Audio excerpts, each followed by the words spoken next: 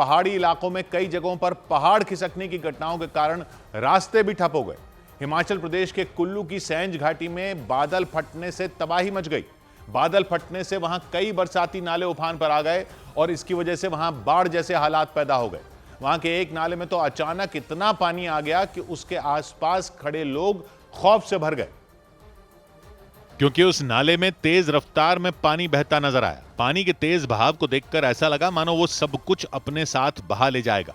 ये देखकर वहां खड़े लोगों ने जोर जोर से चिल्लाना शुरू कर दिया, नदी के किनारे ना जाए भाई लोग, ये देखिए तबाही तबाही। उस नाले में पानी के साथ मलबा और लकड़ियों का ढेर बहता नजर आया। कुल्लू की सैंज घाटी में बादल फटने के बाद मची इस तबाही से लोग दहशत में आ गए। लोगों को अपनी आंखों पर यकीन ही नहीं हुआ कि लंबे वक्त से सूखे पड़े उस नाले में अचानक इतना ज्यादा पानी आ गया। बादल फटने से कुल्लू के कई इलाकों में ऐसे ही हालात नजर आए। वहां अचानक बेहिसाब पानी आ गया और उसकी वजह से लोगों की मुश्किलें बढ़ गईं। जानकारी के मुताबिक बादल फटने से वहां भारी नुकसान हुआ। इसके बाद कुल्लू जिले की बंजार विधानसभा सीट से विधायक सुरेंद्र शौरी ने लोगों से नदी और नालों के पास न जाने की अपील की। आपके माध्यम से क्षेत्र की जनता से भी आह्वान करना चाहूंगा कि नदी नालों के पास ना जाएं और बिल्कुल सावधानी बरतें। उनके मुताबिक भारी बारिश और बादल फटने से वहां के डैम लबालब हो गए। इसके अलावा कई नदियां भी उफान पर आ गईं और उसकी वजह से वहां तबाही मच गई। और कुल्लू में मची इस तबाही की वजह से सामान ढोने वाली एक गाड़ी नदी में बह गई। वो गाड़ी एक पार्किंग में खड़ी थी, तभी फ्लैश फ्लड यानी अचानक आने वाली बाढ़ की वजह से वो गाड़ी बह गई और बहते बहते काफी दूर तक चली गई। सामान ढोने वाली वो गाड़ी किसी कागज की नाव की तरह पानी में हिचकोले खाती दिखाई दी। पानी का बहाव इतना तेज था कि वो इस भारी भरकम गाड़ी को कई किलोमीटर दूर तक बहा ले गया। थोड़ी दूर जाने के बाद वो गाड़ी उल्टी हुई और उस नाले के अंदर समा गई। इसके बाद तो वो गाड़ी दिखना ही बंद हो गई। ये खौफनाक मंजर देखकर नाले के आसपास मौजूद लोगों की आंखें फटी की फटी रह गईं। पानी की रफ्तार देखकर किसी की भी हिम्मत नहीं हुई कि वो उस गाड़ी को बाहर निकालने की कोशिश करे, क्योंकि अगर कोई भी उस नाले में उतरने की कोशिश करता तो वो भी तेज रफ्तार में बहते पानी के साथ बहता चला जाता। गनीमत ये रही कि उस गाड़ी में कोई मौजूद नहीं था। जानकारी के मुताबिक वो गाड़ी एक पार्किंग में खड़ी थी, तभी अचानक बादल फटने से उस पार्किंग के पास बहने वाले नाले में उफान आ गया और वो गाड़ी उस नाले में बह गई। और सामान ढोने वाली उस गाड़ी की तरह ही कई और गाड़ियां भी वहां फंस गईं। जानकारी के मुताबिक बादल फटने की वजह से वहां नदी और बरसाती नाले उफान पर आ गए। इससे पहले किसी को भी इस खतरे का अंदाजा तक नहीं था। यही वजह रही कि कुछ लोग अपनी अपनी गाड़ियों को एक सूखे पड़े नाले के पास खड़ी करके चले गए थे। लेकिन इसके बाद वहां कुछ ऐसा हुआ जिसे देखकर लोगों के होश उड़ गए। अचानक वो नाला उफान पर आ गया। उसके पास खड़ी तमाम गाड़ियां नाले में फंस गईं। वहां तेज रफ्तार में बहते पानी के बीच कई गाड़ियां खड़ी नजर आईं। कई बार ऐसा लगा जैसे पानी का तेज बहाव उन गाड़ियों को अपने साथ बहा ले जाएगा। हालांकि ऐसा नहीं हुआ। वो गाड़ियां जहां थीं वहीं खड़ी रहीं। लेकिन ये खौफनाक नजारा देखकर वहां मौजूद लोग बुरी तरह डर गए। उन लोगों को अपनी गाड़ियों के बहने का डर सताने लगा, क्योंकि कई घंटों तक वहां इसी रफ्तार में पानी बहता रहा। इस दौरान एक आदमी की मोटरसाइकिल भी उस नाले में फंस गई। उसने अपनी मोटरसाइकिल को बाहर निकालने के लिए अपनी जान खतरे में डाल दी। वो उस उफनते नाले में उतर गया। भाई कहाँ जा रहा? अरे भाई, और यहाँ पे अरे बाइक के चक्कर में छोड़ दे। हालांकि गनीमत ये रही कि वो बाइक को लेकर सुरक्षित बाहर आ गया। जानकारी के मुताबिक वो सभी गाड़ियां कसोल में एक बरसाती नाले के पास खड़ी हुई थी। जिस वक्त गाड़ियां खड़ी की गई थीं, वो नाला एकदम शांत था, लेकिन बादल फटने के बाद अचानक उसमें उफान आ गया और वो गाड़ियां फंस गईं। और बादल फटने से कुल्लू के साथ ही मनाली में भी भारी नुकसान हुआ। वहां भी बादल फटने के बाद नदी नालों का रौद्र रूप देखने को मिला और इसकी वजह से लोगों की मुश्किलें बढ़ गईं। मनाली में मची तबाही के बाद प्रशासन ने लोगों से नदी नालों से दूर रहने की अपील की, क्योंकि बादल फटने से वहां फ्लैश फ्लड आया और उसने वहां कहर मचा दिया। फ्लैश फ्लड अचानक आने वाली बाढ़ को कहते हैं। फ्लैश फ्लड को बाढ़ की सबसे खतरनाक श्रेणी माना जाता है। फ्लैश फ्लड आमतौर पर तब आता है जब 6 घंटों तक बेहिसाब बारिश होने के बाद भी बारिश बंद न हो, और यह इतना अचानक आता है कि मौसम विभाग तक इसकी भविष्यवाणी नहीं कर पाता। और इसीलिए जैसे ही कुल्लू मनाली में फ्लैश फ्लड आया, वहां तबाही मच गई, क्योंकि किसी को भी इस आने वाले खतरे का अंदाजा नहीं था। जानकारी के मुताबिक हिमाचल प्रदेश के कुल्लू जिले में मणिकर्ण, सैंज घाटी और तीर्थन वैली में बादल फटने के बाद फ्लैश फ्लड आया। इसके अलावा मनाली के अंजनी महादेव नाले में भी फ्लैश फ्लड आने से हाहाकार मच गया। मौसम विभाग के मुताबिक आने वाले 24 घंटे भी कुल्लू और मनाली के लिए भारी रहेंगे, क्योंकि मौसम विभाग ने वहां और ज्यादा बारिश होने का अनुमान जताया। और आफत सिर्फ कुल्लू जिले में ही नहीं आई, बल्कि हिमाचल प्रदेश के धर्मशाला में भी अचानक आई बाढ़ ने कोहराम मचा दिया।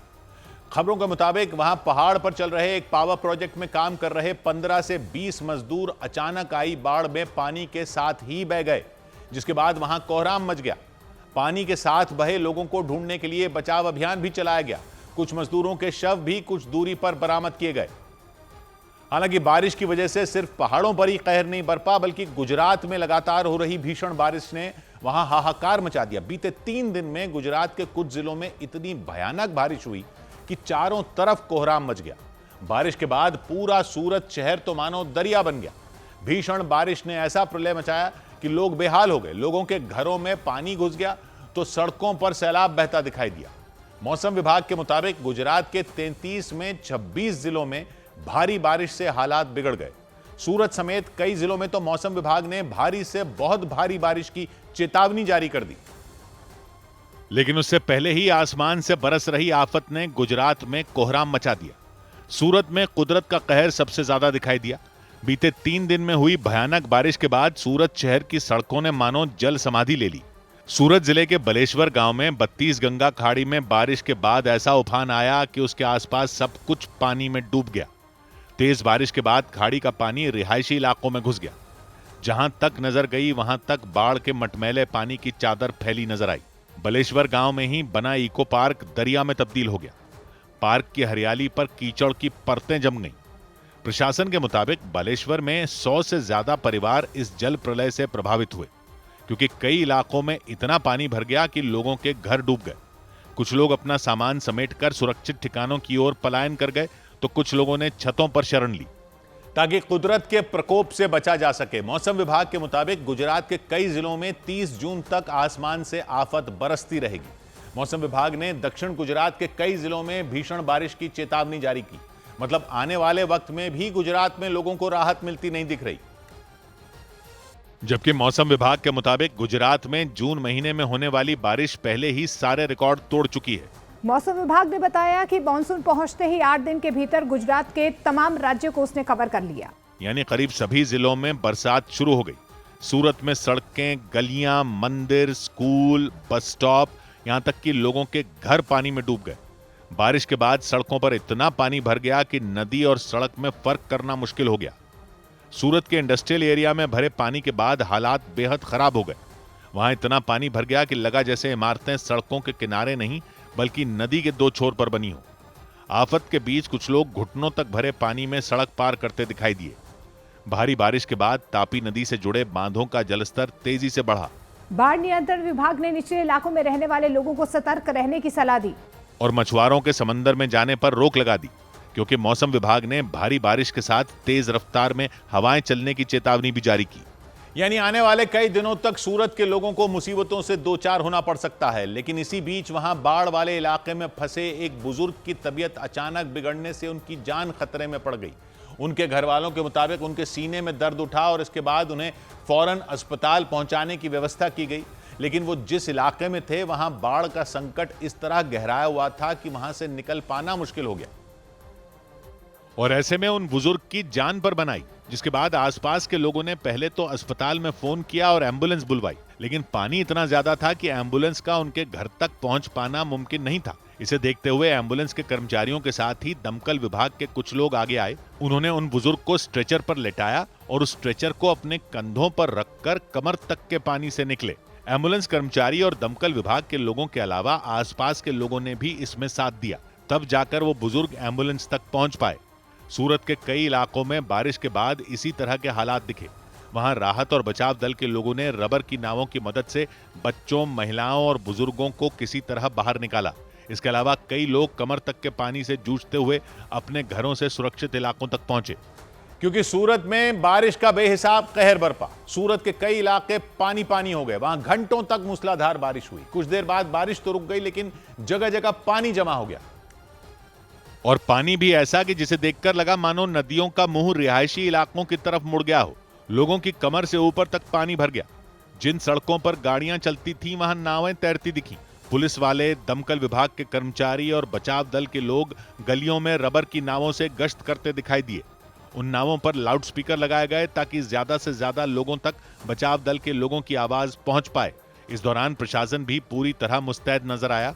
पुलिस वालों ने उन इलाकों की तरफ बढ़ रहे लोगों को रोक दिया जहां बाढ़ के हालात बने हुए थे। इसके अलावा पानी के पंप लगाकर उन जगहों पर जमा बारिश का पानी निकाला गया। बचाव दल के लोगों ने ग्राउंड फ्लोर पर रहने वाले लोगों को वहां से निकाल लिया और जो लोग ऊपरी मंजिलों में रह रहे थे उन्हें नीचे न उतरने की सलाह दी। सूरत के कई इलाकों में बाजार बंद हो गए, दुकानों में पानी भर गया। वहां हुई जोरदार बारिश के बाद लोगों का जीना मुहाल हो गया। हालांकि राहत और बचाव दल के लोगों ने भरोसा दिया कि जल्द ही हालात पर काबू पा लिया जाएगा। लेकिन मूसलाधार बारिश ने अकेले सूरत की सूरत नहीं बिगाड़ी, बल्कि ऐसा ही हाल गुजरात के अरवल्ली का भी रहा। वहां भी बारिश का प्रकोप देखने को मिला। जानकारी के मुताबिक अरवल्ली में भी बादल जमकर बरसे और इतना बरसे कि अरवल्ली के कई इलाके पानी में डूब गए। वहां के मोडासा इलाके में खेत तालाब में तब्दील हो गए। दूर दूर तक सिवाय मटमैले पानी के और कुछ नजर नहीं आया। खेतों में ऐसा पानी भरा कि खेतों का फर्क ही मिट गया, सिर्फ ऊंचे पेड़ ही दिखाई दिए। बारिश की ये मार रिहायशी इलाकों पर भी पड़ी। बताया गया कि वहां घंटों तक जोरदार बारिश हुई, जिसकी वजह से अरवल्ली के कई इलाके पानी पानी हो गए। सड़कों पर पानी दिखा, गलियों में तो मानो लहरें उफान मारती नजर आईं। उन गलियों में खड़ी गाड़ियों के पहिए आधे से ज्यादा पानी में डूब गए। बताया गया कि वहां रुक रुक कर लंबे वक्त तक बारिश होती रही। इससे वहां पानी जमा हुआ और फिर लगातार भरता ही चला गया। बारिश न रुकने की वजह से लोग घरों में कैद होने को मजबूर हो गए। वहां के बस अड्डे पर भी पानी का कब्जा दिखाई दिया, जिसकी वजह से यात्रियों को भी काफी परेशानी का सामना करना पड़ा। और अरवल्ली की ही तरह गुजरात के छोटा उदयपुर में भी बारिश ने तांडव मचा दिया। वहां जोरदार बारिश के बीच करीब 4 करोड़ की लागत से बनी एक पुलिया बह गई। हैरान कर देने वाली बात यह रही कि उस पुलिया को महज 2 महीने पहले ही बनाया गया था। इस घटना के बाद जिला प्रशासन ने एहतियातन वहां के लोगों के आने जाने पर रोक लगा दी, क्योंकि भारज नदी की ताकतवर लहरों में वो पुलिया बह गई। वहां पानी का तेज बहाव पुलिया के बाकी हिस्सों को भी तोड़ता नजर आया। गुजरात के छोटा उदयपुर में हुई भयंकर बारिश के बाद भारज नदी में उफान आया और भारज नदी पर बनी उस पुलिया को खौफनाक लहरें बहा ले गईं। 2 महीने पहले 4 करोड़ रुपए से ज्यादा खर्च कर उसे तैयार किया गया था, लेकिन 2 महीने बाद ही वो भारज नदी में आई बाढ़ के सामने टिक नहीं पाई। उसके सैलाब में बह जाने के बाद कई इलाकों के बीच संपर्क टूट गया। वो कई सड़कों को आपस में जोड़ती थी, लेकिन अब वहां से गुजरने वाले लोगों को 40 किलोमीटर से ज्यादा का सफर तय करना पड़ेगा। उस पुलिया के उफान में बहने के बाद जिले के अधिकारियों ने वहां पहुंचकर उस जायजा लिया और जांच के आदेश दे दिए। छोटा उदयपुर के अलावा गुजरात के पंचमहाल में भी जमकर बारिश हुई। वहां भारी बारिश के बाद कई गाड़ियां पानी में तिनकों की तरह बहती नजर आईं। वहां सड़कों और गलियों में पानी का बहाव इतना तेज था कि मानो सब कुछ अपने साथ बहा ले जाएगा। क्योंकि जबरदस्त बारिश की वजह से वहां सैलाब आ गया और उसकी जद में आकर कई गाड़ियां बह गईं। एक भारी भरकम कार तो पानी में इस तरह बहती दिखी जैसे वो कागज की कोई नाव हो। हालांकि कुछ दूर जाने पर उसे कुछ लोगों ने रोक लिया, लेकिन सैलाब की चपेट में आया एक स्कूटर तो इतनी तेजी से आया कि किसी ने उसे पकड़ने की भी हिम्मत नहीं दिखाई। वो पेड़ से टूटे किसी सूखे पत्ते की तरह बहता दिखा। देखते ही देखते वो स्कूटर दूर चला गया। रोंगटे खड़े कर देने वाली तस्वीरें पंचमहाल के हलोल इलाके से आईं। वहां इतनी बारिश हुई कि सड़कों से लेकर मकानों तक पानी पहुंच गया। लोगों का घरों से बाहर निकलना भी दूभर हो गया।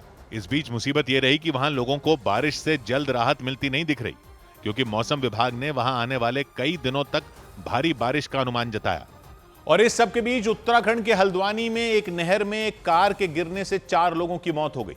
जानकारी के मुताबिक उस गाड़ी में सवार एक महिला ने कुछ दिन पहले ही एक बच्चे को जन्म दिया था। इसके बाद वो अस्पताल से डिस्चार्ज होकर परिवार के साथ अपने घर जा रही थी, लेकिन रास्ते में ही उनकी गाड़ी वहां बह रही उस नहर में गिर गई। वो गाड़ी उसमें उल्टी पड़ी नजर आई। इस हादसे की खबर फैलते ही लोगों की भीड़ वहां पहुंच गई।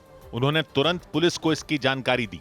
इसके बाद पुलिस ने एक क्रेन बुलवाई और फिर उसकी मदद से उस गाड़ी को निकालने में जुट गई। पुलिस की मदद के लिए वहां खड़े कुछ लोगों ने उस गाड़ी को रस्सी से बांध दिया और उसे खींचकर बाहर निकालने की कोशिश की।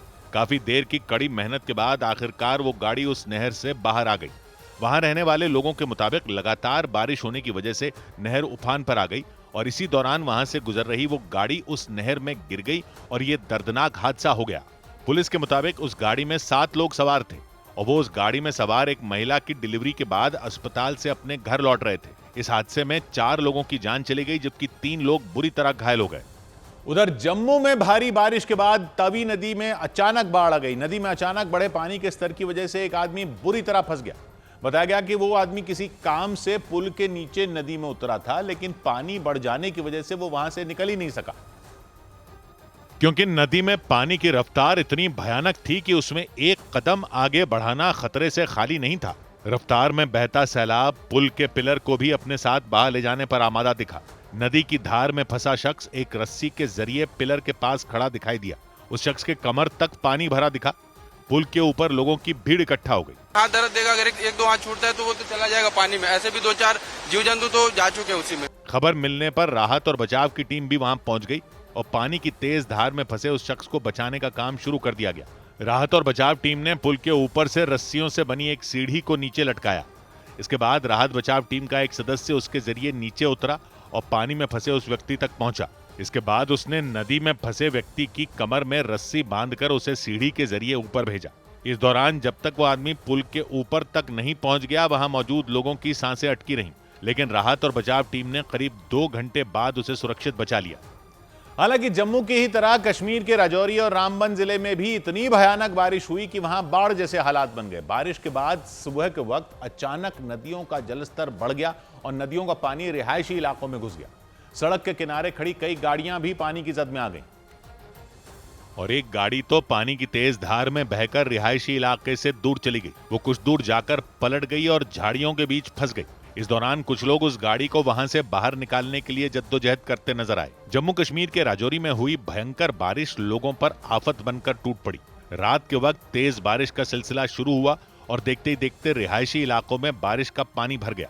कुछ इलाकों में तो ऐसा लगा जैसे खौफनाक लहरें मजबूत सड़कों को उखाड़ कर बहा ले जाएंगी। वहां कई घरों और दुकानों में रखा लाखों रुपए का सामान बर्बाद हो गया, क्योंकि मलबे के साथ बहकर आया सैलाब उन घरों और दुकानों के अंदर घुस गया। इसकी वजह से वहां फर्श पर कीचड़ फैला हुआ दिखाई दिया। बारिश का पानी निकलने के बाद लोग उन घरों और दुकानों में कीचड़ साफ करते नजर आए। लेकिन जम्मू कश्मीर के राजौरी जिले ही नहीं बल्कि रामबन में भी हुई मूसलाधार बारिश लोगों के साथ साथ प्रशासन के लिए भी बड़ी चुनौती बन गई। वहां बारिश के बाद पहाड़ खिसकने की वजह से जम्मू श्रीनगर नेशनल हाईवे को बंद कर दिया गया। बारिश के पानी ने वहां कई सड़कों को बर्बाद कर दिया। क्योंकि तेज बारिश के बाद रामबन जिले में सैलाब सड़कों को उखाड़ता नजर आया। वहां पानी की तेज रफ्तार को देखकर ऐसा लगा जैसे किसी बांध के कई गेट एक साथ खोल दिए गए हों। इतना ही नहीं, बहते पानी की आवाज सुनकर आसपास के इलाकों में रहने वाले लोग भी घबरा गए।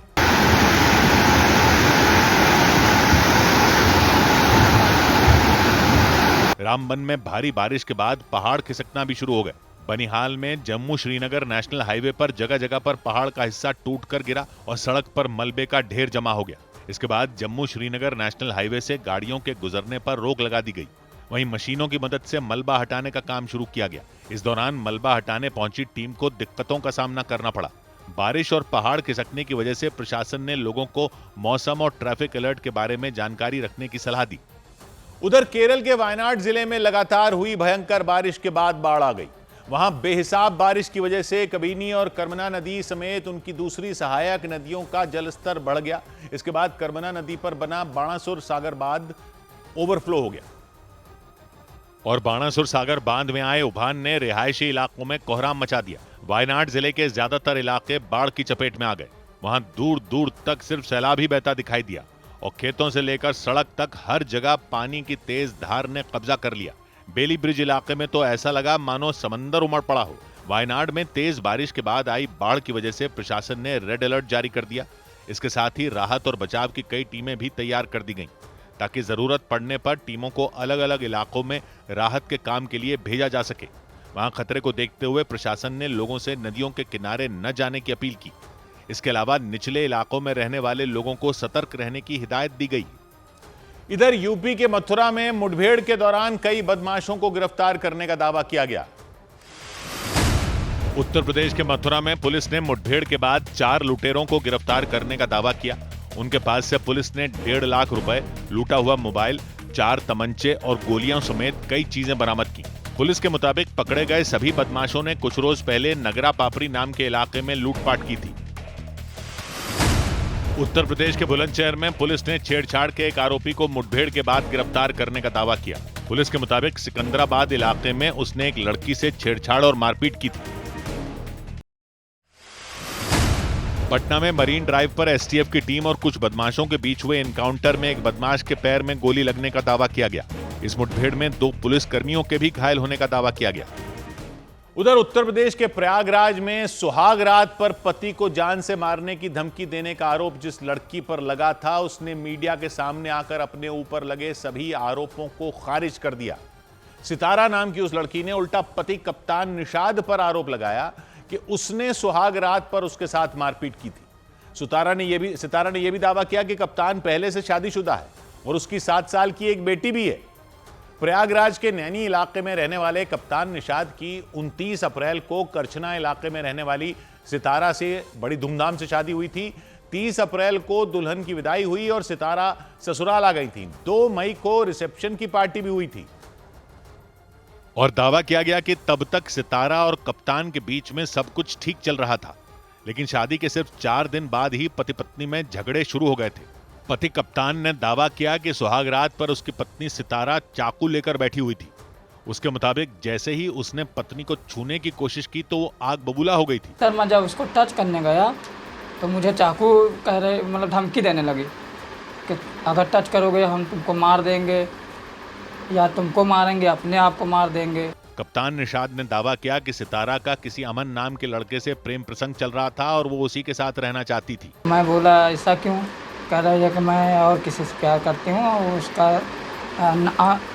अमन नाम है। कप्तान निषाद के मुताबिक 29 अप्रैल को प्रयागराज के करछना इलाके की रहने वाली सितारा से उसकी शादी हुई थी, लेकिन सुहाग रात के वक्त से ही उनकी पूरी दुनिया बदल गई थी। कप्तान के मुताबिक सितारा ने उसके साथ रहने से इनकार कर दिया था और कप्तान निषाद के मुताबिक उसका पता चलने के बाद उसके घर में कोहराम मच गया था। कप्तान के परिवार ने बताया कि तुरंत इसकी जानकारी सितारा के परिवार को दी गई थी, जिसके बाद 25 मई को सितारा के परिवार वालों ने उसे समझाया था। समझौता कराने के लिए मोहल्ले के कुछ लोगों को भी घर बुलाया गया था। कप्तान के परिवार ने दावा किया कि उस दिन ये बात तय हुई थी कि सितारा अपने प्रेमी को भूल जाएगी और कप्तान की पत्नी बनकर उसके साथ रहेगी। लेकिन कप्तान ने आरोप लगाया कि लाख समझाने के बाद भी सितारा उसके साथ रहने के लिए तैयार नहीं हुई। कप्तान के मुताबिक 31 मई को रात में सितारा घर की दीवार फांदकर भाग निकली थी, लेकिन इस कहानी में नया मोड़ तब आ गया जब सितारा मीडिया के सामने आई और उसने पति कप्तान निषाद के लगाए सभी आरोपों को नकार दिया। उसके मुताबिक कप्तान पहले से शादीशुदा है और उसकी एक बेटी भी है। उसने आरोप लगाया कि विरोध करने पर उसने कई बार मारपीट भी की थी। वो मुझे मारता पीटता है। उसकी एक वाइफ भी है, बेटी भी है, उसके वजह से मुझे मारता पीटता है। यही नहीं, सितारा ने प्रेम प्रसंग वाली बात से भी इनकार किया। उसने अमन नाम के उस लड़के को जानने और पहचानने तक से मना कर दिया जिसे कप्तान ने उसका प्रेमी बताया था। मैं नहीं जानती किसी अमन को। वीडियो चैटिंग भी उसने दिखाई है क्योंकि पहले दिन ही मेरा फोन छीन लिया था। वो किससे बात किया इसलिए मुझे झूठा इल्जाम लगाना चाहता है। हालांकि कप्तान निषाद ने दावा किया कि सितारा का कई साल से प्रेम प्रसंग चल रहा था और वो दोनों शादी भी करना चाहते थे। और कप्तान निषाद ने दावा किया कि सितारा ने अपने प्रेमी अमन के साथ मिलकर उसकी हत्या करने का भी प्लान बनाया था। उसके मुताबिक शादी के बाद सितारा ने हनीमून के लिए उत्तराखंड में मौजूद केदारनाथ जाने की जिद की थी। उसने दावा किया कि तब तक उनके बीच किसी तरह का कोई झगड़ा नहीं हुआ था। लेकिन कप्तान ने दावा किया कि जैसे ही सितारा ने सुहाग रात पर उसे चाकू दिखाया, उसके बाद उसे पूरी कहानी समझ में आ गई। कप्तान के मुताबिक सितारा ने प्रेमी अमन के साथ मिलकर केदारनाथ में उसकी हत्या कराने की साजिश रची थी। जो ये राजा रघुवंशी के साथ हुआ है, ये सब सोनम लोग और जो ड्रम में भर दी थी वो सब, तो ये मेरे साथ भी ऐसा कर देते। कप्तान ने दावा किया कि उसका शक तब और पुख्ता हो गया जब उसने सितारा की व्हाट्सएप चैट पढ़ ली थी। मीडिया से बातचीत में उसने बताया कि अमन ने चैट में उसकी हत्या करने की बात तक लिखी थी। अमन था, वो कह रहा था सर कि मेरे पास 15 दोस्त है, मैं उस लड़के को मरवा दूंगा, तुम टेंशन न लो, मैं उसको मार के जो है मैं तुमको अपने पास रखूंगा। कप्तान के मुताबिक सितारा की इस खतरनाक साजिश का पता चलने के बाद वो कुछ दिन तक बुरी तरह डरा रहा। उसे कई रात तक नींद नहीं आई थी क्योंकि उसने दावा किया कि शादी के बाद सितारा हर वक्त अपने पास चाकू रखती थी और उसी वजह से उसे यह डर लगा रहता था कि कहीं सितारा उसकी हत्या न कर दे। इस सब के बीच कप्तान निषाद के प्रयागराज के नैनी थाने में कप्तान निषाद ने शिकायत दर्ज करा दी और पत्नी सितारा से छुटकारा दिलाने की अपील की, जबकि सितारा ने पति कप्तान पर मारपीट करने और उसके परिवार पर धोखा देने का आरोप लगाया। उसके मुताबिक कप्तान के परिवार ने शादी से पहले उसकी पहली शादी के बारे में कुछ नहीं बताया था। और आरोप लगाया कि शादीशुदा होने के बाद भी कप्तान की उससे शादी करा दी गई थी। सितारा ने कप्तान और उसके परिवार पर उसे बदनाम करने का भी आरोप लगाया। सितारा के मुताबिक 31 मई की रात को वो कप्तान के घर से अपनी जान बचाकर भागी थी। उसने दावा किया कि वो कप्तान के घर से भागकर झूसी इलाके में अपनी मौसी के घर चली गई थी। सितारा के मुताबिक वो अपनी मौसी के घर पर ही 12 दिनों तक छिपी रही थी, जबकि कप्तान ने आरोप लगाया कि सितारा अपने प्रेमी अमन के साथ भागी थी। इस मामले में कप्तान ने नैनी थाने में शिकायत दर्ज करवा दी और अपनी शिकायत में पत्नी सितारा से छुटकारा दिलाने की अपील की। कप्तान को पता चला कि उसका कोई प्रेमी है जो मेजा में भटौती गांव का रहने वाला है। उसी को लेकर के दोनों परिवारों के बीच में वाद विवाद हुआ था। मामले की जांच की जा रही है। दूसरी तरफ सितारा ने कप्तान पर धोखा देने और मारपीट करने का आरोप लगाया। इस मामले में पुलिस ने दोनों परिवारों को एक बार फिर समझाने की कोशिश की, लेकिन कप्तान और सितारा ने एक दूसरे के साथ रहने से साफ इनकार कर दिया। इधर उत्तर प्रदेश के कानपुर में उस वक्त सनसनी मच गई जब वहां 12वीं क्लास में पढ़ने वाले एक लड़के को अपनी ही मां की हत्या करने के आरोप में हिरासत में ले लिया गया। पुलिस के मुताबिक उस लड़के के छोटे भाई ने बताया कि उसने मां की गला दबाकर उनकी जान ले ली। बताया गया गला दबाए जाने के बाद वो महिला बेहोश हो गई थी, लेकिन उनके बेटे को लगा कि उनकी मौत हो चुकी है। पुलिस के मुताबिक आरोपी ने अपनी मां को मरा हुआ समझकर उन्हें बेड में सामान रखने वाली जगह पर ठूंस दिया, लेकिन जैसे ही उसके छोटे भाई को इसकी भनक लगी, उसके आसपास के लोगों को बुला लिया।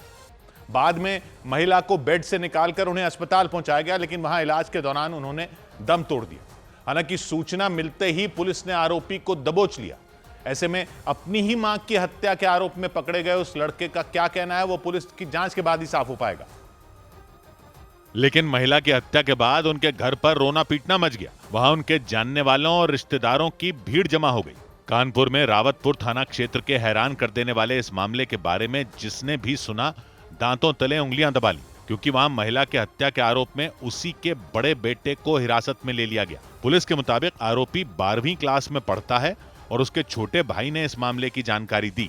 सूचना प्राप्त हुई कि एक महिला की बॉडी इसमें दीवार में छुपाकर रखी गई। पुलिस के मुताबिक महिला को जब बेड से निकाला गया तो उनकी सांसें चल रही थी। उन्हें फौरन अस्पताल ले जाया गया, लेकिन उनकी जान नहीं बचाई जा सकी। बाद में पुलिस ने पूछताछ की तो महिला के छोटे बेटे की बातें सुनकर उसके पैरों तले जमीन खिसक गई। महिला के छोटे बेटे के द्वारा बताया गया कि उसकी हत्या गला दबाकर बड़े बेटे के द्वारा की गई। पुलिस ने आरोपी को पकड़ लिया और इस हत्याकांड की वजह का पता लगाने में जुट गई। इस बीच दिल्ली के रिठाला इलाके में एक फैक्ट्री में भीषण आग लग गई। दिल्ली के रिठाला इलाके में एक फैक्ट्री में आग लगने से 4 लोगों की मौत हो गई, जबकि 3 लोग बुरी तरह झुलस गए। आग की वजह से पूरे इलाके में अफरा तफरी मच गई। आसपास रहने वाले लोगों के मुताबिक आग तब लगी जब फैक्ट्री में करीब 20 से 25 लोग काम कर रहे थे। बाद में कई घंटों की मेहनत के बाद आग को बुझा लिया गया। बिहार के रक्सौल में नेपाल सीमा के पास मिले एक हैंड ग्रेनेड को नष्ट कर दिया गया। उसे सरिस्वा नाम की नदी पर बने एक पुल के नीचे से बरामद किया गया था। राजस्थान के जयपुर में केमिकल से भरा एक टैंकर पलटने से आग लग गई। जयपुर अजमेर नेशनल हाईवे पर हुए इस हादसे में ड्राइवर और आसपास मौजूद लोग आग की चपेट में आ गए। इसके बाद फायर ब्रिगेड की टीम ने आग को बुझा दिया।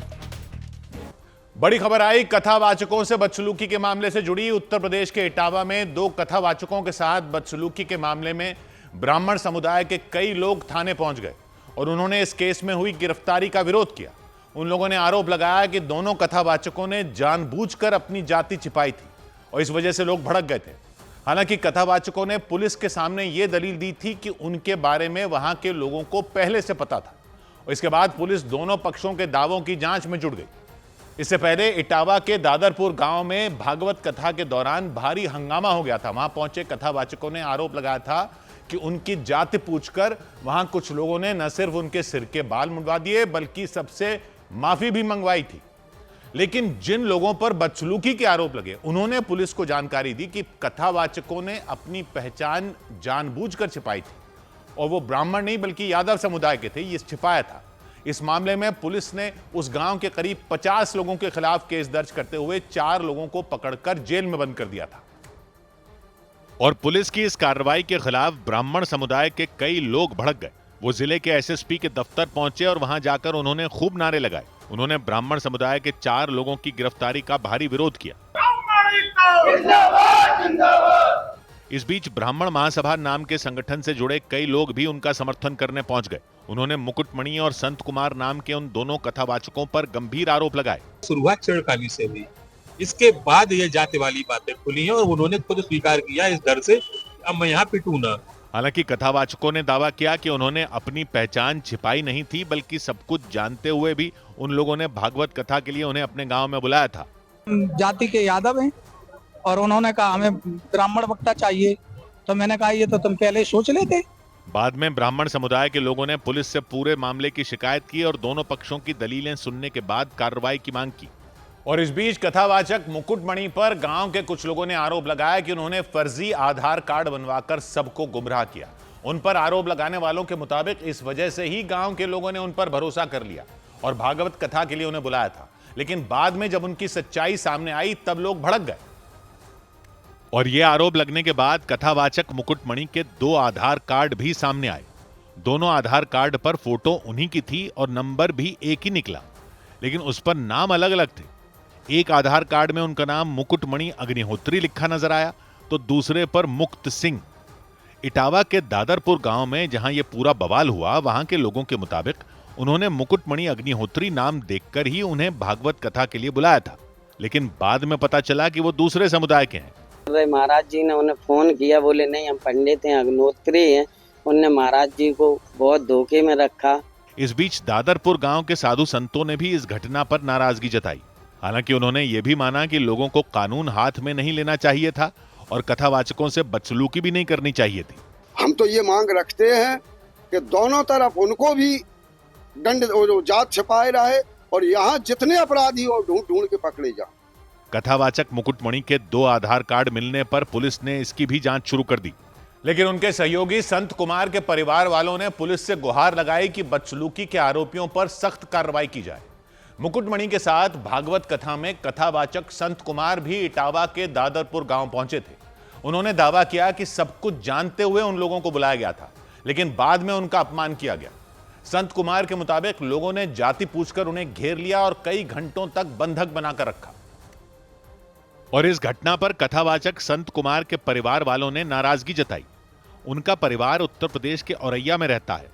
उन्होंने कथावाचकों का अपमान करने वाले लोगों पर सख्त कार्रवाई किए जाने की मांग की। मेरे पापा के साथ बहुत बुरा हुआ है, उनको न्याय मिलना चाहिए और उनको बहुत मारपीट की है। उनकी अपील पर पुलिस ने भरोसा दिया कि दोषियों को बख्शा नहीं जाएगा। वीडियो के माध्यम से पीड़ित की पहचान की गई।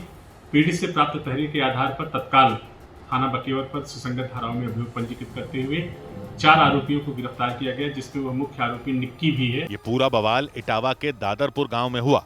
वहां भागवत कथा का आयोजन किया गया था। कथावाचकों के मुताबिक कथा के बीच में ही ब्राह्मण समुदाय के कुछ लोगों ने उन्हें घेर लिया और जबरदस्ती उनके बाल कटवा दिए। इसके बाद वहां मौजूद सभी लोगों से माफी भी मंगवाई गई। उन्होंने आरोप लगाया कि यादव समुदाय का होने की वजह से उनके साथ यह बर्ताव किया गया, लेकिन ब्राह्मण समुदाय के लोगों ने बाद में पुलिस के सामने ये दलील दी कि दोनों कथावाचकों ने अपनी जाति गलत बताई थी और इसका पता उन्हें बाद में चला था। और इस मुद्दे पर उत्तर प्रदेश की राजनीति भी गरमा गई। समाजवादी पार्टी ने कथावाचकों से बदसलूकी किए जाने के मामले पर बीजेपी सरकार को घेर लिया। इससे पहले इटावा में समाजवादी पार्टी के कई नेता दोनों कथावाचकों को लेकर थाने पहुंचे थे। उन्होंने उनके साथ हुए बर्ताव का विरोध करते हुए आरोपियों पर सख्त एक्शन लिए जाने की मांग की थी। और उनके बाद समाजवादी पार्टी के अध्यक्ष अखिलेश यादव ने उन दोनों कथावाचकों को लखनऊ बुला लिया। लखनऊ में एक कार्यक्रम के दौरान अखिलेश यादव ने मुकुटमणि और संत कुमार नाम के उन दोनों कथावाचकों का सम्मान किया, जिनके साथ इटावा में बदसलूकी किए जाने के आरोप लगे थे। उन्होंने बाद में सोशल मीडिया के जरिए इस मुद्दे पर राज्य की बीजेपी सरकार पर निशाना भी साधा। समाजवादी पार्टी के इस हमले का जवाब देने के लिए पूर्व उप मुख्यमंत्री और बीजेपी नेता दिनेश शर्मा आगे आए। उन्होंने समाजवादी पार्टी पर जाति की राजनीति करने का आरोप लगा दिया।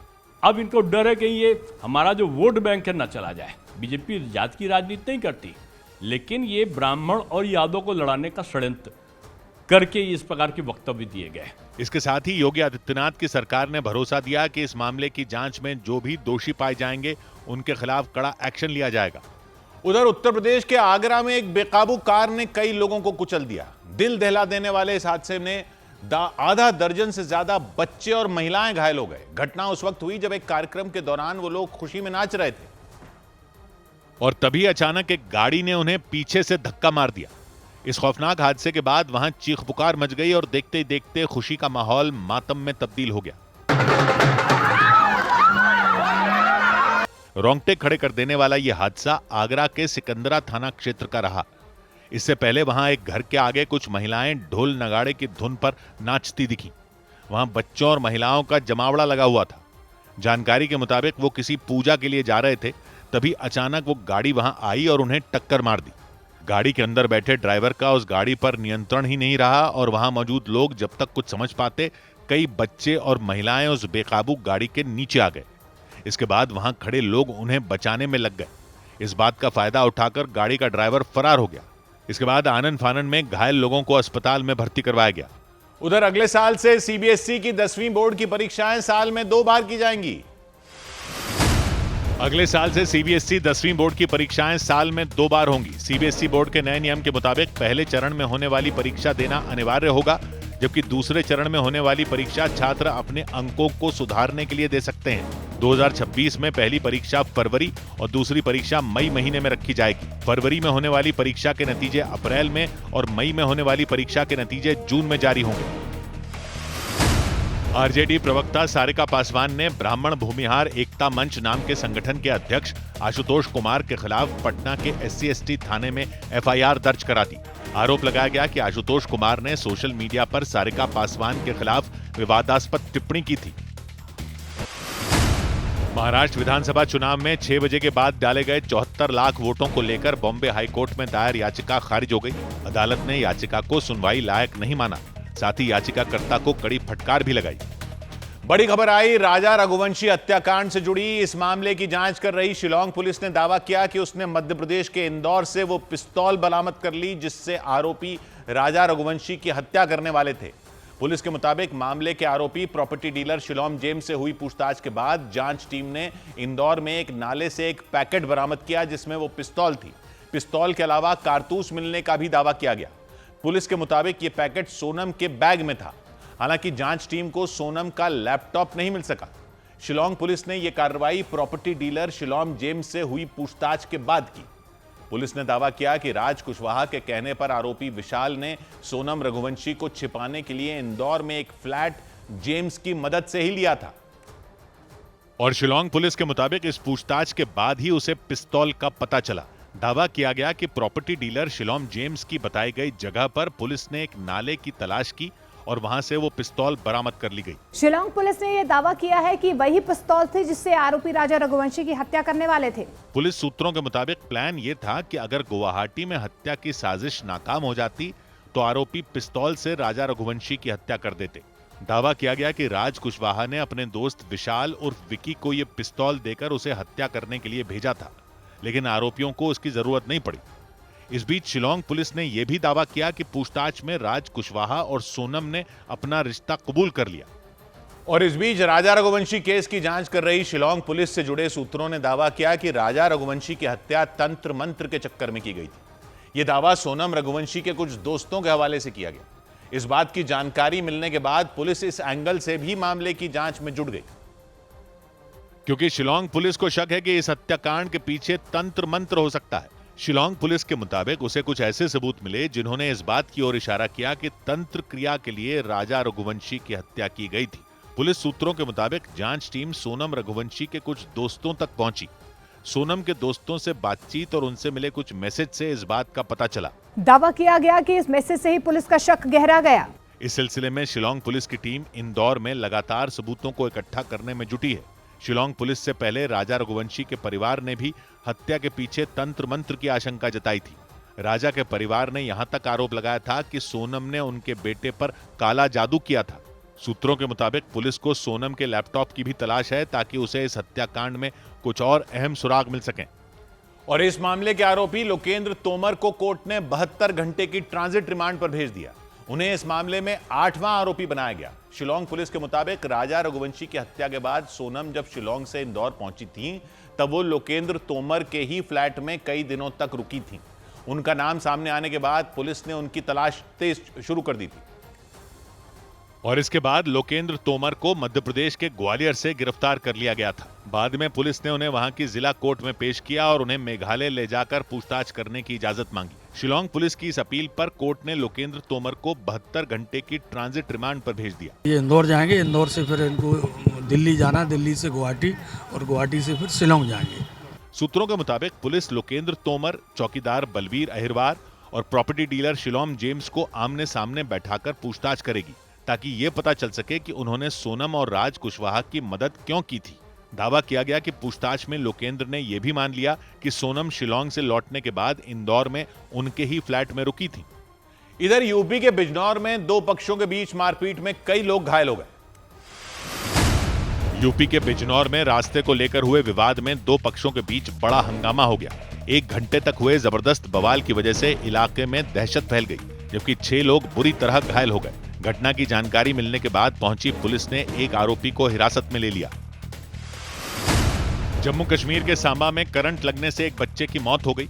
पुलिस के मुताबिक वो अपने दोस्त के साथ एक नदी में तैरने गया था। इस दौरान अचानक बिजली का एक तार टूटकर पानी में गिर गया। इसकी वजह से उनमें एक बच्चे की मौत हो गई, जबकि दूसरा बुरी तरह घायल हो गया। उधर भारतीय अंतरिक्ष यात्री शुभांशु शुक्ला ने इंटरनेशनल स्पेस स्टेशन के लिए उड़ान भरते ही इतिहास रच दिया। वो अंतरिक्ष की यात्रा करने वाले दूसरे भारतीय बन गए। इससे पहले यह कारनामा राकेश शर्मा ने किया था। करीब 40 साल पहले उन्होंने अंतरिक्ष की सैर की थी और ऐसा करने वाले वो पहले भारतीय बने थे। करीब 28 घंटों की यात्रा के बाद शुभांशु शुक्ला का स्पेसक्राफ्ट शाम 4:30 बजे ISS यानी इंटरनेशनल स्पेस स्टेशन पर पहुंचेगा। शुभांशु वहां कदम रखने वाले पहले भारतीय होंगे, यानी उनकी ये यात्रा कई मामलों में ऐतिहासिक है। हालांकि खराब मौसम और तकनीकी कारणों की वजह से शुभांशु के मिशन को 6 बार टाला जा चुका था, लेकिन 7वीं बार में शुभांशु शुक्ला और उनके 3 साथियों ने आसमान की बुलंदियों को छू लिया। उनका स्पेसक्राफ्ट अमेरिका के फ्लोरिडा में मौजूद केनेडी स्पेस सेंटर से लॉन्च किया गया। भारतीय समय के हिसाब से दोपहर 12 बजे उल्टी गिनती शुरू हुई और इसके बाद उस स्पेसक्राफ्ट ने उड़ान भरी।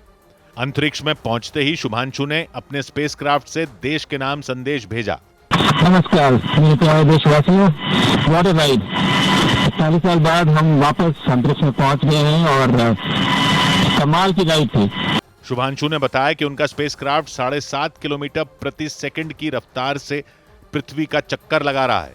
उन्होंने अपने कंधे पर लगे तिरंगे को याद किया और देशवासियों से गर्व के इस पल का हिस्सा बनने की अपील की। और मेरे कंधे पे मेरे साथ मेरा तिरंगा है जो मुझे बता रहा है कि नहीं हूँ, मैं आप सबके साथ हूँ। लखनऊ के रहने वाले शुभांशु शुक्ला भारतीय वायुसेना में ग्रुप कैप्टन हैं। उन्हें एक्सियम 4 नाम के मिशन का हिस्सा बनाया गया है। यह अमेरिकी स्पेस एजेंसी नासा और अमेरिका की ही private space company Axiom space का साझा मिशन है। और इसके तहत शुभांशु शुक्ला समेत 4 अंतरिक्ष यात्री इंटरनेशनल स्पेस स्टेशन के लिए रवाना हो गए। उनका स्पेसक्राफ्ट जैसे ही उड़ा, अमेरिका से लेकर भारत तक खुशी की लहर दौड़ गई। शुभांशु के माता पिता की तो आंखें भर आईं। बेटे की सफलता को देख वो खुशी के मारे गदगद हो गए।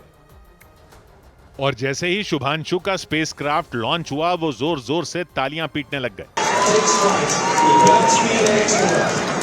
लखनऊ के रहने वाले शुभांशु शुक्ला ने जिस स्कूल से पढ़ाई की थी, वहां भी जश्न की व्यवस्था की गई। वहां शुभांशु के माता पिता और परिवार के लोगों को भी बुलाया गया। उनके अलावा स्कूल के टीचरों और बच्चों ने भी एक साथ बैठकर शुभांशु के स्पेसक्राफ्ट को लॉन्च होते देखा। शुभांशु के माता पिता की सांसें तो तब तक अटकी रहीं जब तक उनके लाल ने अंतरिक्ष के लिए सुरक्षित उड़ान नहीं भरी।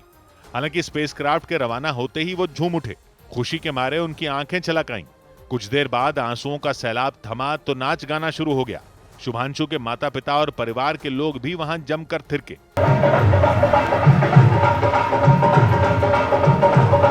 शुभांशु के पिता शंभुदयाल शुक्ला ने बेटे को कामयाबी मिलने पर भगवान का शुक्रिया अदा किया। हमारे लिए बहुत गौरवान्वित करने वाला दिन है और देश प्रदेश के लिए भी बहुत गौरव का दिन है, क्योंकि शुभांशु शुक्ला ने वो काम कर दिखाया जो इससे पहले सिर्फ एक भारतीय ने किया था। और इसीलिए उनके इस मिशन पर लंबे वक्त से देश की नजरें टिकी थीं। एक्सियम 4 मिशन को सबसे पहले 29 मार्च को लॉन्च किया जाना था, लेकिन बाद में कई तरह की दिक्कतों की वजह से उसे बार बार टाल दिया जा रहा था। हालांकि वो रुकावटें शुभांशु को इतिहास रचने से ज्यादा दिनों तक नहीं रोक पाई। इंटरनेशनल स्पेस स्टेशन पहुंचने के बाद वो वहां करीब 2 हफ्ते तक रहेंगे।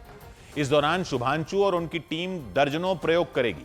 इस मिशन पर भारत ही नहीं बल्कि पूरी दुनिया की नजर रहेगी, क्योंकि माना जा रहा है कि एक्सियम 4 मिशन में कई चौंकाने वाली खोज हो सकती हैं। इस मिशन की अगुवाई करने वाली अमेरिकी स्पेस कंपनी एक्सियम स्पेस ने बताया कि शुभांशु शुक्ला और उनकी टीम 14 दिन तक ISS यानी इंटरनेशनल स्पेस स्टेशन में रहेंगी। ISS अंतरिक्ष में तैरता एक विशालकाय ठिकाना है जो किसी फुटबॉल मैदान से भी बड़ा है। यहां अलग अलग देशों के वैज्ञानिक रिसर्च करने के लिए जाते हैं। करीब 400 किलोमीटर की ऊंचाई पर मौजूद ISS लगातार पृथ्वी का चक्कर लगाता रहता है। वहां ग्रेविटी यानी गुरुत्वाकर्षण बल पृथ्वी के मुकाबले कम होता है। इसीलिए अंतरिक्ष मिशनों से जुड़ी खोजबीन के लिए ISS को अहम माना जाता है। एक्सियम स्पेस के मुताबिक शुभांशु शुक्ला और उनकी टीम 60 से ज्यादा प्रयोग करेगी, जबकि शुभांशु वहां चने, मेथी और मूंग के बीजों को अंकुरित करेंगे। माना जा रहा है इससे बड़े अंतरिक्ष अभियानों में टिकाऊ और जरूरी खाना खोजने में मदद मिलेगी। और इससे भारत को भी फायदा मिलेगा, क्योंकि भारत की स्पेस एजेंसी इसरो इस कोशिश में जुटी है कि अंतरिक्ष में अपना स्पेस स्टेशन बनाया जाए और पहले भारतीय अंतरिक्ष यात्री को चांद पर उतारा जाए। और शुभांशु शुक्ला की इस उपलब्धि पर प्रधानमंत्री ने उन्हें शुभकामनाएं दी। प्रधानमंत्री नरेंद्र मोदी और उत्तर प्रदेश के मुख्यमंत्री योगी आदित्यनाथ समेत कई नेताओं ने शुभांशु शुक्ला के अंतरिक्ष में जाने पर उन्हें बधाई दी। प्रधानमंत्री ने सोशल मीडिया पर पोस्ट कर लिखा कि 140 करोड़ भारतीयों की उम्मीदें और आकांक्षाएं शुभांशु के साथ हैं। महाराष्ट्र के छत्रपति संभाजी नगर में 2 कारों के बीच भीषण टक्कर हो गई। इस हादसे में 3 लोगों की मौत हो गई, जबकि 3 लोग गंभीर रूप से घायल हो गए। उन्हें आसपास के लोगों की मदद से अस्पताल में भर्ती कराया गया। उधर छत्तीसगढ़ के रायपुर से एक दिल दहला देने वाला मामला सामने आया। वहां एक वकील और उनकी पत्नी पर आरोप लगा कि उन दोनों ने प्रॉपर्टी के लालच में एक दिव्यांग की हत्या कर दी। पुलिस के मुताबिक आरोपियों ने हत्या कर उनका शव एक सूटकेस में डालकर सीमेंट से पैक कर दिया और इसके बाद उस सूटकेस को लोहे के एक बक्से में डालकर अपने मकान से दूर झाड़ियों में फेंक दिया। इस घटना से जुड़ा एक वीडियो पुलिस के हाथ लगा। उसमें वो बक्सा एक गाड़ी की डिक्की में रखा दिखाई दिया। उसके ठीक बगल में एक महिला स्कूटर से जाती नजर आई। दावा किया गया कि वो गाड़ी कोई और नहीं बल्कि आरोपी वकील ही चला रहे थे और जो महिला स्कूटर पर जा रही थीं वो उनकी पत्नी थी। पुलिस के मुताबिक हत्या के बाद वो दोनों किशोर पैकरा नाम के दिव्यांग के शव को ठिकाने लगाने जा रहे थे। इस वीडियो के सामने आते ही पुलिस ने जांच तेज की और उस लोहे के बक्से का पता लगा लिया। पुलिस को वो बक्सा झाड़ियों में पड़ा मिला। उस बक्से के अंदर लाल रंग का एक सूटकेस मिला और जैसे ही वो सूटकेस खुला, वहां मौजूद पुलिस कर्मियों के चेहरे का रंग ही उड़ गया, क्योंकि उसमें सीमेंट के अंदर पैक किया हुआ एक शव मिला। इसके बाद वो सीमेंट हटाकर उस शव को बाहर निकाला गया। पुलिस के मुताबिक शव किशोर पैकरा का ही था और उनके शव को बरामद करने के बाद पुलिस ने आरोपी वकील और उनकी पत्नी की तलाश शुरू कर दी। पुलिस के मुताबिक उनके शव को झाड़ियों में फेंककर वो पति पत्नी रायपुर से दिल्ली भाग गए थे। दिल्ली से वो फ्लाइट से किसी दूसरी जगह जाने की फिराक में थे, लेकिन रायपुर पुलिस ने दिल्ली पुलिस की मदद से उन दोनों को हिरासत में ले लिया, क्योंकि उन दोनों पर आरोप लगा कि वो दिव्यांग किशोर की हत्या कर फरार हो गए थे। ये भागने के फरार में थे, इसलिए दिल्ली पुलिस और एयरपोर्ट सिक्योरिटी के माध्यम से इसको दिल्ली में डिटेन किया गया है। पुलिस के मुताबिक किशोर के पास काफी सारी संपत्ति थी और उनका न तो कोई परिवार था न ही कोई रिश्तेदार। दावा किया गया कि इसी बात का फायदा उठाकर आरोपी वकील और उनकी पत्नी ने उनसे दोस्ती बढ़ाई। उन दोनों ने उनको भरोसे में लेकर उनकी कुछ प्रॉपर्टी बेच दी थी और उन्हें उसके पूरे पैसे भी नहीं दिए थे। दावा किया गया कि इसी बात को लेकर उन तीनों के बीच कई दिन से लड़ाई चल रही थी। जानकारी के मुताबिक कुछ घंटों बाद ही जब उस सूटकेस से बदबू आने लगी तो उन्होंने उस सूटकेस को सीमेंट से पैक कर दिया। इसके बाद वो उसे लोहे के बक्से में डालकर झाड़ियों में फेंककर फरार हो गए। सौभाग्य की एक बात यह कि इंटरनेशनल स्पेस स्टेशन जहां शुभांशु शुक्ला गए हैं वो है क्या? ISS यानी इंटरनेशनल स्पेस स्टेशन पर शुभांशु शुक्ला 14 दिन तक रहेंगे।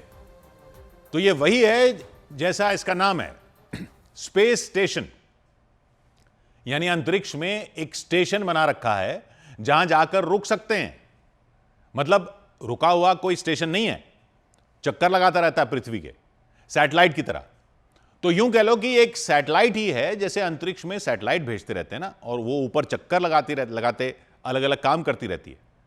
कोई सैटेलाइट मौसम के बारे में बताती है, कोई निगरानी कर रही है, कोई टीवी के सिग्नल वापस भेज रही है पृथ्वी पर। ऐसी दर्जनों सैटेलाइट भेज रखी हैं कई देशों ने। तो ऐसे ही ये भी एक बड़ी सी सैटेलाइट ही समझ लीजिए। बस ये सैटेलाइट ऐसी बनाई है कि इस पर जाकर रुक भी सकते हैं और काम भी कर सकते हैं।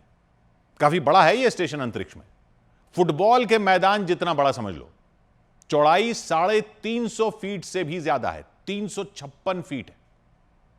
7 लोगों के लिए सोने की जगह है, 7 बेडरूम, 2 बाथरूम, 1 जिम है। एक बड़ी सी खिड़की जैसा ड्राइंग रूम समझ लीजिए, जिससे पृथ्वी को देख सकते हैं। इस जगह को कहते हैं कपोला, वहां से पृथ्वी को देख लेते हैं। लेकिन यह फुटबॉल के मैदान जितना साइज इसलिए है क्योंकि इसमें लगभग 1 एकड़ जितने एरिया में तो सोलर पैनल लगे हुए हैं। बिजली कहां से आएगी नहीं तो अंतरिक्ष में, तो सूरज की रोशनी से बिजली बनाते हैं वहां पे, इसलिए सोलर पैनल लगे हुए हैं। वजन तो अंतरिक्ष में वैसा होता नहीं जैसा पृथ्वी में होता है, सब कुछ तैरता रहता है ना, तो वजन का हिसाब वो वाला नहीं होता जैसा पृथ्वी पर होता है। ग्रेविटी नहीं होती, गुरुत्वाकर्षण नहीं होता। लेकिन अगर ये स्पेस स्टेशन पृथ्वी पर होता तो इसका वजन पता है कितना होता? 4,20,000 किलो। 4,20,000 किलो। ज्यादा वजन तो इतने बड़े सोलर पैनल का ही है, इतना विशाल है ये। मतलब एक बड़ा सा फ्लैट समझ लीजिए, चक्कर काट रहा है अंतरिक्ष में, उसी पर ये सब अंतरिक्ष यात्री जाकर रुकते हैं। नहीं तो पहले जो जाते थे वो अंतरिक्ष यान में चक्कर काट कर वापस आ जाते थे। राकेश शर्मा जब गए थे 1984 में, तो अंतरिक्ष यान में ही थे और फिर उसी का कैप्सूल वापस आ गया था पृथ्वी पर, वहां रुकने का सिस्टम नहीं था तब। तो ये कैसे भेज दिया पूरा का पूरा स्टेशन पृथ्वी से ऊपर अंतरिक्ष में? ये असल में ऐसा पूरा बनाकर ऊपर नहीं भेजा, ये टुकड़ों में ऊपर पहुंचाकर ऊपर असेंबल किया गया है। थोड़ा थोड़ा करके 1998 से इसको वहां बनाया जा रहा था। मॉड्यूलर सिस्टम से बना हुआ है, जैसे मॉड्यूलर किचन या मॉड्यूलर ऑफिस सुना है ना आपने, एक एक कैबिनेट को जोड़कर पूरा बना देते हैं, वैसे ही ये बनाया है ऊपर अंतरिक्ष में, और इसमें जोड़ते रहते हैं अलग अलग उपकरण। तो ये किस देश ने बनाया था ऊपर? अमेरिका ने ना, ये किसी एक देश का स्टेशन नहीं है, ये यूरोप की स्पेस एजेंसी और अमेरिका की नासा, रूस और कनाडा और जापान ने मिलकर बनाया है। वहां पर अमेरिका की नासा एजेंसी इसको ऑपरेट करने के लिए हर साल $300 करोड़ खर्च करती है, हर साल, मतलब 25,000 करोड़ रुपए हर साल।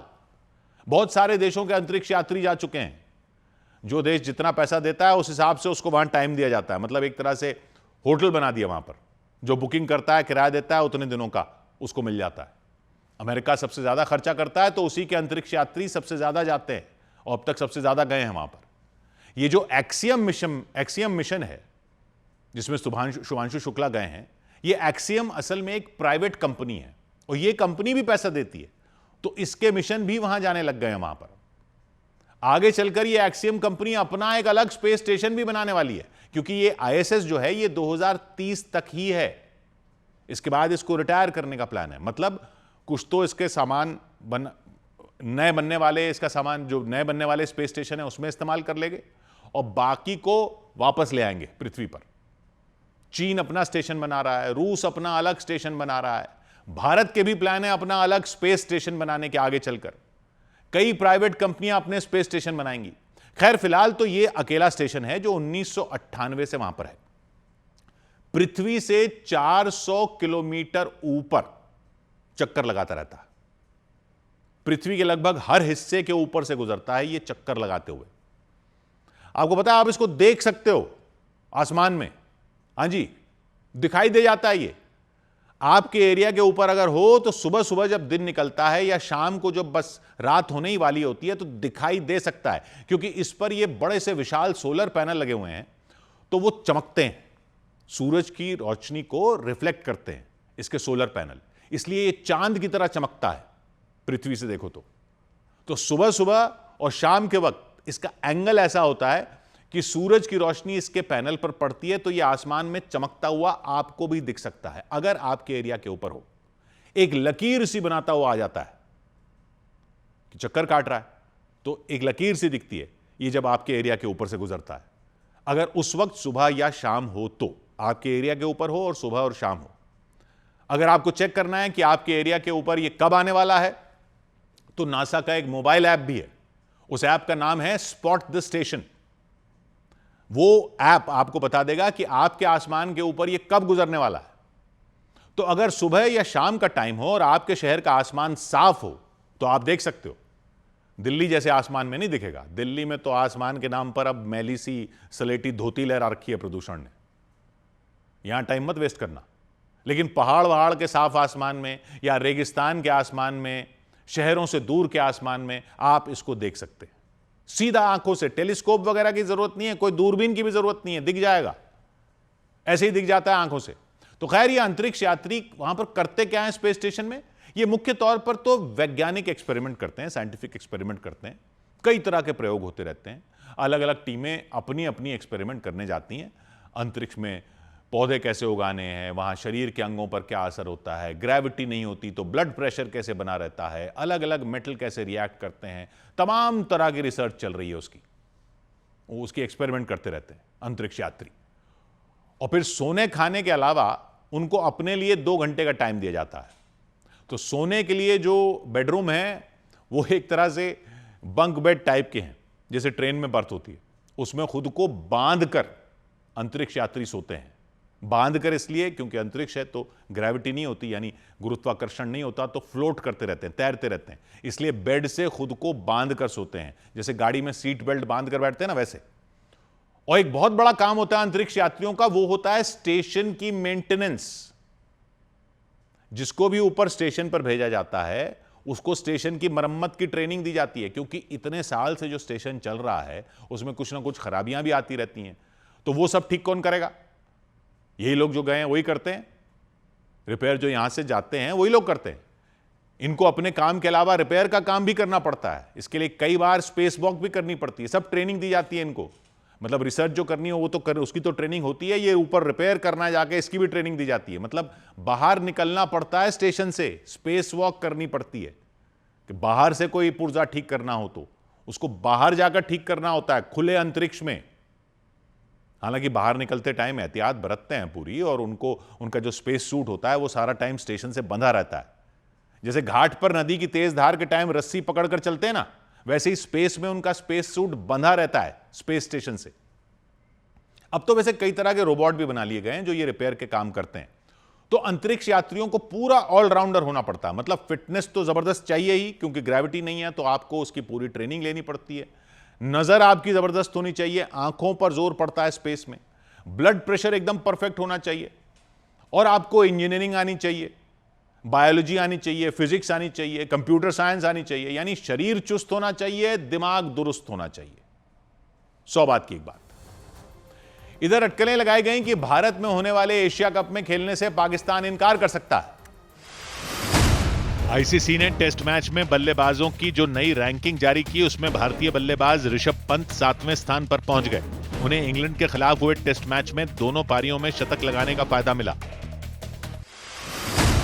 अटकलें लगाई गई कि पाकिस्तान भारत की मेजबानी में सितंबर में होने वाले एशिया कप से अपना नाम वापस ले सकता है। ये चर्चा इसलिए होने लगी क्योंकि एक दिन पहले एशिया कप का एक प्रोमो जारी किया गया, जिसके पोस्टर में भारत, श्रीलंका और बांग्लादेश के कप्तानों की तस्वीरें नजर आईं। पाकिस्तान के कप्तान की तस्वीर न होने के बाद उसके एशिया कप से हटने की चर्चा ने जोर पकड़ लिया। नीरज चोपड़ा ने यूरोप के देश चेक रिपब्लिक में हुई ओस्त्रोवा गोल्डन स्पाइक इवेंट नाम की चैंपियनशिप में गोल्ड मेडल अपने नाम कर लिया।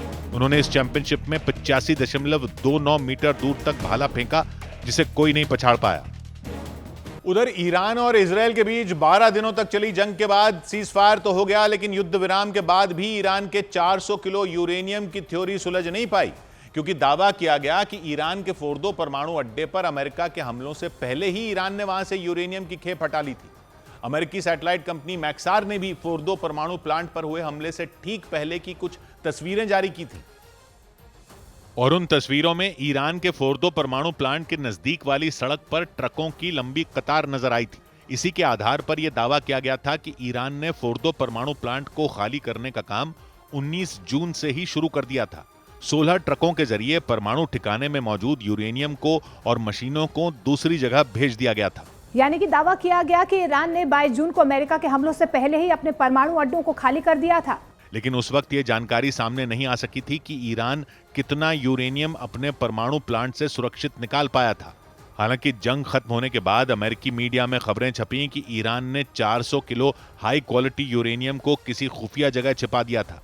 इतने यूरेनियम से 10 से ज्यादा शक्तिशाली परमाणु बम बनाए जा सकते हैं, क्योंकि 25 से 30 किलो यूरेनियम के इस्तेमाल से एक परमाणु बम तैयार किया जा सकता है। सीज फायर के बाद इस बात की चर्चा तेज हो गई कि आने वाले वक्त में छिपाकर रखे हुए यूरेनियम के जरिए ईरान चुपचाप परमाणु बम बना सकता है। क्योंकि ईरान पहले ही ये ऐलान कर चुका है कि वो किसी भी कीमत पर अपना परमाणु कार्यक्रम रोकने वाला नहीं। ईरान ने इस दिशा में कदम भी उठाने शुरू कर दिए। न्यूज एजेंसी रॉयटर्स के मुताबिक ईरान ने दुनिया भर में परमाणु कार्यक्रमों पर नजर रखने वाली यूएन की संस्था IAEA से नाता तोड़ लिया। ईरान की संसद में एक अहम बिल पास किया गया और उस बिल में इस बात का जिक्र किया गया कि IAEA के अफसरों को ईरान के परमाणु ठिकानों के निरीक्षण की इजाजत नहीं होगी। IAEA के अफसरों को ईरान के परमाणु ठिकानों पर जाने से पहले वहां की सर्वोच्च राष्ट्रीय सुरक्षा परिषद से अनुमति लेनी होगी। यानी जंग रुकते ही ईरान ने अपने इरादे साफ कर दिए। रॉयटर्स के मुताबिक इजराइल और अमेरिका के साथ हुई जंग में परमाणु ठिकानों पर हुए हमलों के बाद भी IAEA की चुप्पी से ईरान बुरी तरह भड़क गया था। ईरान ने आरोप लगाया कि परमाणु कार्यक्रम पर नजर रखने वाली यूएन की संस्था होने के बावजूद अमेरिका और इजराइल की मनमानी पर IAEA ने एक शब्द नहीं बोला। सीज फायर के अगले ही दिन ईरान की संसद से एक अहम बिल पास किया गया, जिसके तहत अब IAEA के अफसरों को ईरान में घुसने से पहले सर्वोच्च राष्ट्रीय सुरक्षा परिषद से परमिशन लेनी होगी। मतलब नए कानून के जरिए ईरान ने यूएन की संस्था IAEA पर नकेल कसने की कोशिश की और इसी वजह से यह आशंका जताई गई कि ईरान का परमाणु कार्यक्रम अब पहले से ज्यादा आक्रामक तरीके से और बड़े पैमाने पर चलेगा। IAEA की रिपोर्ट का हवाला देकर ही अमेरिका और इजराइल ने यह दावा किया था कि ईरान दुनिया की नजरों से छिपकर परमाणु बम बनाने में जुटा है। और इसी दावे के आधार पर इजराइल ने 13 जून को ईरान के परमाणु ठिकानों को निशाना बनाकर बारूद की बारिश शुरू कर दी थी। बाद में 22 जून को अमेरिका ने भी ईरान पर हवाई हमले कर दिए थे। अमेरिका ने दावा किया था कि उसने ईरान के फोर्दो, नतांज और इस्फहान में मौजूद परमाणु ठिकानों को तबाह कर दिया। अमेरिका के राष्ट्रपति डोनाल्ड ट्रंप ने भी ईरान के परमाणु ठिकानों पर हमले के लिए अपनी सेना की पीठ थपथपाई। लेकिन जंग खत्म होने के बाद अमेरिकी रक्षा विभाग की एक खुफिया रिपोर्ट के मीडिया में लीक होने से हड़कंप मच गया, क्योंकि रिपोर्ट के मुताबिक ईरान के परमाणु ठिकानों पर अमेरिकी एयरफोर्स के बंकर बस्टर बमों का कोई खास असर नहीं हुआ।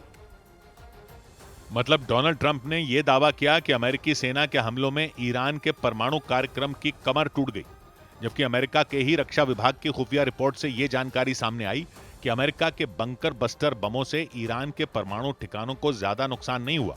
अमेरिकी मीडिया में लीक हुई रिपोर्ट के मुताबिक अमेरिका के हमले में ईरान के परमाणु कार्यक्रम को पूरी तरह से तबाह नहीं किया जा सका। मतलब जिस मकसद से अमेरिका ने ईरान पर धावा बोला था वो उसमें कामयाब नहीं हो सका। 22 जून को अमेरिका ने ईरान के 3 परमाणु ठिकानों पर अपने B-2 बॉम्बरों से GBU-57 नाम के तबाही लाने वाले बमों की बारिश की थी। अमेरिका ने दावा किया था कि इस हमले में जमीन के करीब 300 फीट अंदर बने ईरान के फोर्दो परमाणु ठिकाने में भारी तबाही हुई थी। फोर्दो को ही निशाना बनाकर खासतौर से अमेरिका ने B-2 बॉम्बरों से GBU-57 बम पटके थे, क्योंकि ये बम जमीन के अंदर 200 फीट नीचे बने ठिकानों को भी तबाह करने की ताकत रखते हैं।